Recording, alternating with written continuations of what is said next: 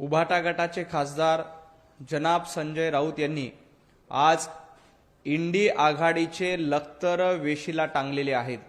ज्या पद्धतीनं इंडी आघाडीमध्ये बेबनाव होता तो बेबनाव समोर आणण्याचं काम, चव्हाट्यावर आणण्याचं काम संजय राऊत यांच्या माध्यमातून केलं जातंय।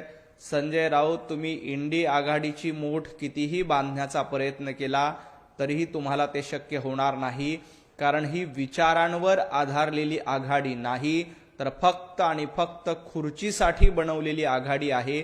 आज ज्या पद्धतीनं संजय राऊतांकडनं इंडी अलायन्सचे लखतर काढण्याचं काम, वेशीवर टांगण्याचं काम केलं जात होतं, ते बघता इंडी आघाडीच्या ठिकऱ्या येणाऱ्या काळामध्ये अजून उडणार आहेत। या इंडी अलायन्समध्ये कोण नेतृत्व करावं याबद्दल एकमत नाही, कारण राहुल गांधींचं नेतृत्व स्वीकारायला कोणीही तयार नाही। पश्चिम बंगाल म्हणते ममता बॅनर्जींचं नेतृत्व करावं, स्टॅलिन यांनी नेतृत्व करावं।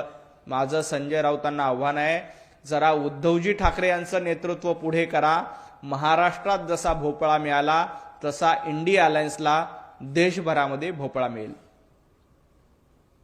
आगामी विधानसभांसाठी इंडिया मजबूत राहण्याचे गरजेचे। इंडिया आघाडी फक्त निवडणुकांपुरतीच दिसते। इंडी अलायन्स ही निवडणुकीपुरतीच आहे आणि तिचं अस्तित्व फक्त आणि फक्त निवडणुकीसाठी आहे, कारण इंडी अलायन्सचं गठबंधन हे सत्तेसाठी झालेलं आहे, विचारांसाठी झालेलं नाही। त्यांचा कुठलाही अजेंडा नाही।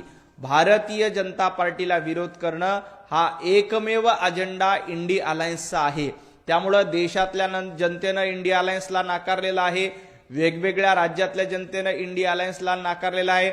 त्यामुळं संजय राऊत यांनी कितीही इंडी अलायन्सला एकत्र ठेवण्याचा प्रयत्न केला तरी इंडी अलायन्सची भेंडी करपलेली आहे आणि ते कधीही एकत्र येऊ शकणार नाहीत।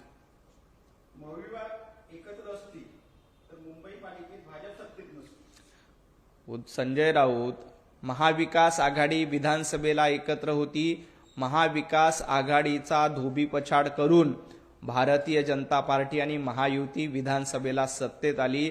तुमची पळताभुई थोडी महाराष्ट्रामध्ये विधानसभेला झाली होती, तुम्ही विसरलात का?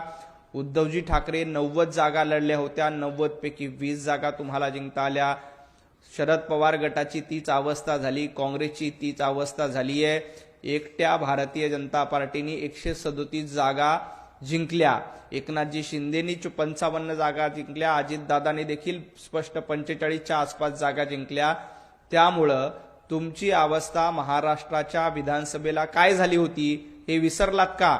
आणि मुंबई महापालिकेमध्ये देखील तुम्ही सगळे झुंडीनं आला असला तरीही महायुती सक्षमपणे लढली आणि महायुतीच जिंकली असती। तुम्ही मुंबईमध्ये काँग्रेसला सोबत घेतलं असतं, तुम्ही उद्धव ठाकरेंना सोबत घेतलं असतं, तुम्ही राज ठाकरेंना सोबत घेतलं असतं, शरद पवारांना सोबत घेतलं असतं। गेला बाजार स्टॅलिनचा पक्ष देखील मुंबईमध्ये आणून निवडणूक लढवायला सांगितलं असतं। ममता बॅनर्जीच्या पक्षांनाही मुंबई महापालिकेमध्ये आणून निवडणूक लढायला सांगितलं असतं, तरीही भारतीय जनता पार्टीने महायुतीलाच पाठिंबा मुंबईकरांनी दिलेला आहे। तुम्ही कितीही मोठ बांधायचा प्रयत्न केला तरी ती यशस्वी होणार नाही। ज्या पद्धतीनं विधानसभेच्या निवडणुकीत महाविकास आघाडीच्या ठिकऱ्या उडाल्या होत्या, महाविकास आघाडीच्या लोकांना घरी बसवण्याचं काम केलं होतं, मुंबई महापालिकेत देखील भारतीय जनता पार्टी आणि महायुतीचाच झेंडा फडकलेला आहे। राहुल गांधी यांना लोकसभेतून बेदखल केले, सरकारने त्यांची धास्ती घेतलेली आहे का? राहुल गांधींची धास्ती सरकारनं घेतली नाही, काँग्रेसच्या लोकांनी घेतलेली आहे। राहुल गांधी यांची धास्ती काँग्रेसच्या कार्यकर्त्यांनी घेतली आहे। राहुल गांधी यांची धास्ती सोनिया गांधींनी घेतलेली आहे। राहुल गांधी यांची धास्ती भारतीय जनता पार्टीने घ्यायची गरज नाही। काँग्रेसच्या ज्येष्ठ नेत्यांनी राहुल गांधींच्या नेतृत्वाची धास्ती घेतली आहे, कारण जोपर्यंत राहुल गांधींचं नेतृत्व इंडी अलायन्स करेल, जोपर्यंत राहुल गांधींचं नेतृत्व काँग्रेस करेल, तोपर्यंत काँग्रेसला अच्छे दिन येणार नाहीत। त्यामुळं राहुल गांधींची धास्ती भारतीय जनता पार्टीला किंवा सरकारला घेण्याची गरज नाही। राहुल गांधींची धास्ती काँग्रेसच्या कार्यकर्त्यांनीच घेतलेली आहे।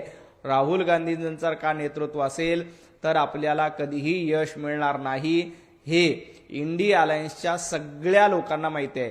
म्हणूनच कधी ममता बॅनर्जींचं नाव पुढे केलं जातं, कधी स्टॅलिनचं नाव पुढे केलं जातं।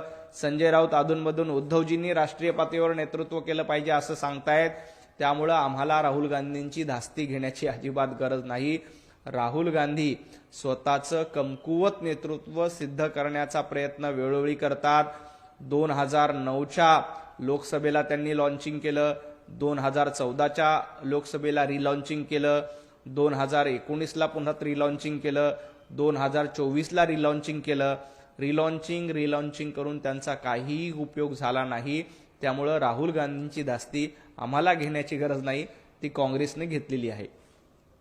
काँग्रेस इंडिया आघाडीतील सर्वात मोठा पक्ष एकत्रच राहण्याचा सतत प्रयत्न केला पाहिजे.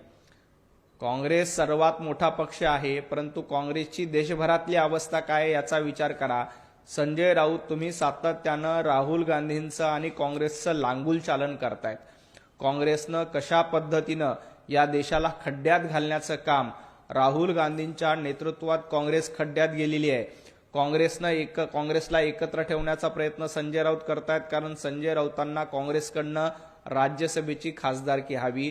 राज्यसभेची खासदारकी आपल्या पदरात पडावी यासाठी त्यांनी काँग्रेसला एकत्र ठेवण्यासाठी प्रयत्न करतायत. परंतु काँग्रेस एकटी राहिली काय, महाविकास आघाडीमध्ये राहिली का, किंवा इंडिया गठबंधनमध्ये, इंडिया अलायन्समध्ये राहिली का, काहीही फरक पडणार नाही.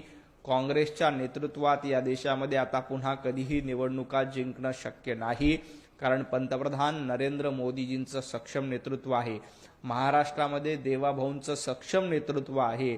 राहुल गांधींची अगरबत्ती आणि महाराष्ट्रात ज्या पद्धतीनं हर्षवर्धन सपकाळ नावाचे टिपू सुलतान येऊन बसलेले आहेत, त्या टिपू सुलतानच्या नेतृत्वात महाराष्ट्रातल्या काँग्रेसचंही काही होणार नाही, हे देखील जनतेनं ओळखलेलं आहे. राऊतांचं असं पण म्हणणं आहे की आम्ही नुसतं घरी बसू शकत नाही, आम्ही चळवळीतली लोक, रस्त्यावर उतरणारी लोक. हो, संजय राऊत कुणाला सांगतायत तुम्ही रस्त्यावर उतरणार आहात? चळवळ, रस्त्यावर उतरणं हे शब्दकोशातून तुमच्या शब्द बाहेर गेलेले आहेत. उद्धवजी ठाकरे फक्त आणि फक्त घरात बसण्याचं आवडतं काम करतात. विधानसभेची निवडणूक झाले, उद्धवजी ठाकरे रस्त्यावर दिसले नाही. महापालिकेची निवडणूक झाले, उद्धवजी ठाकरे रस्त्यावर दिसले नाही. जिल्हा परिषदेची निवडणूक झाली, उद्धवजी ठाकरे रस्त्यावर दिसले नाही.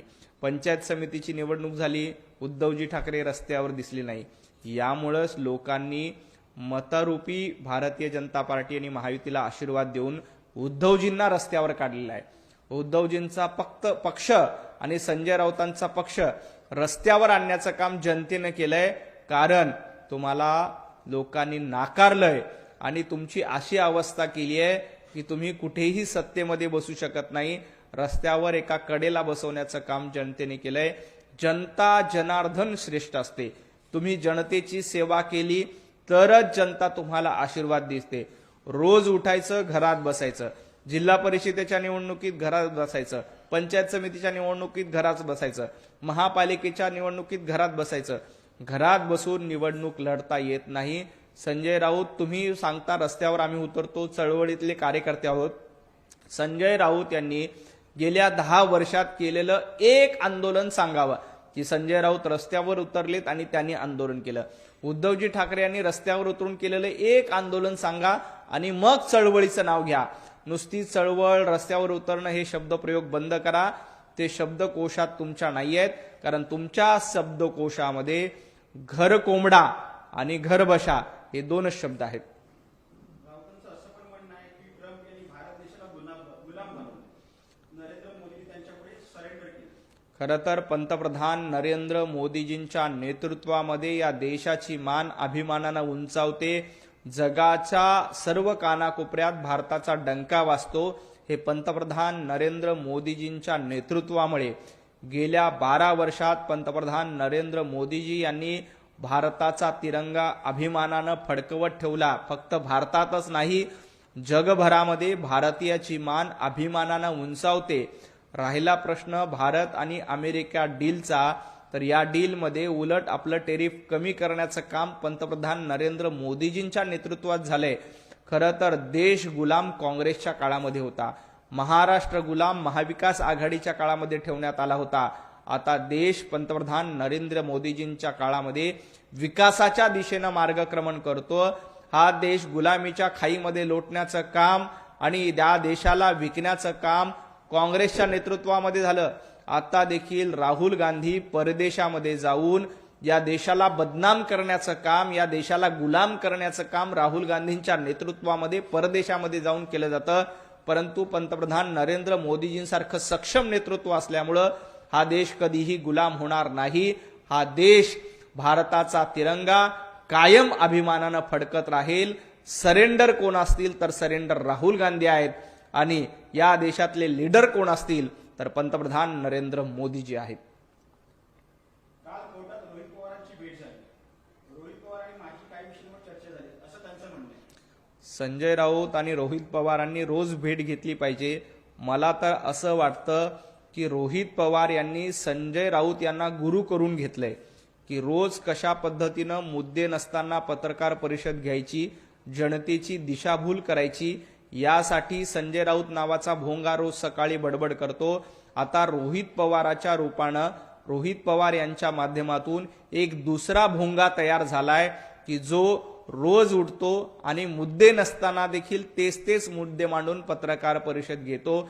याचं मार्गदर्शन काल रोहित पवार यांनी संजय राऊतांच्या माध्यमातून घेतलं असेल की रोज सकाळी मुद्दे नसताना कशा पद्धतीनं पत्रकार परिषद घ्यायची, भोंगा वाजवायचा, याचं मार्गदर्शन रोहित पवार आणि संजय राऊत यांच्या भेटीमध्ये झालंय. पण महाराष्ट्राला माहिती आहे, सकाळी उठून कितीही गांजा उडून संजय राऊतांनी खोटी पत्रकार परिषद घेतली तरी महाराष्ट्रातील जनता त्याच्यावर विश्वास ठेवत नाही.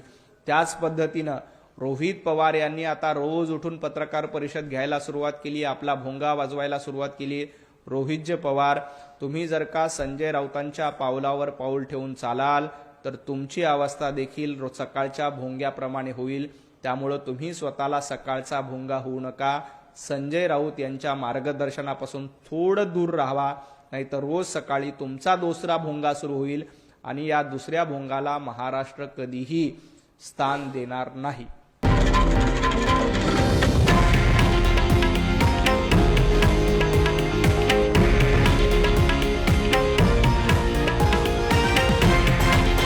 हे आहे देशातील नंबर 1 न्यूज नेटवर्क आणि आपण पाहत आहात TV9 मराठी, एकमेव.